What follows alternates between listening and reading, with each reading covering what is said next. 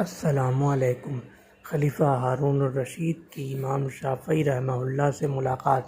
یہ واقعہ تاریخ طبری، تاریخ ابن کثیر اور سیر اعلام النبلاء میں تفصیلاً مذکور ہے۔ واقعہ کچھ یوں ہے کہ ایک مرتبہ خلیفہ ہارون الرشید مدینہ شریف حضرت امام شافعی رحمہ اللہ سے ملاقات کے لیے تشریف لے گئے۔ خلیفہ نے امام شافعی رحمہ اللہ سے سوال کیا کہ آپ سب سے بہتر حکمران کس کو سمجھتے ہیں؟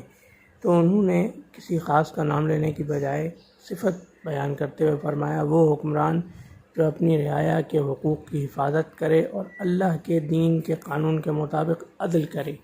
تو یہ انتہائی موزوں اور مدلل جواب سن کر خلیفہ بہت متاثر ہوئے اور اپنی حکومت میں علماء کے ترقی کے لیے، علماء کی مدد کے لیے اور دین کی تبلیغ میں اور اشاعت میں علماء کا ساتھ دینے کے لیے مؤثر اقدامات کیے۔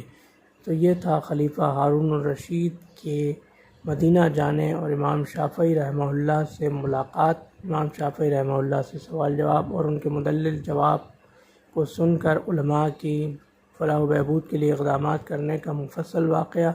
انشاءاللہ اگلی ویڈیو میں ایسے ہی کسی اسلامی واقعے، قرآن شریف کی کسی آیت یا سورت کے شان نزول، کسی دعا یا کسی حدیث شریف کے ساتھ حاضر خدمت ہوں گے۔ اللہ حافظ۔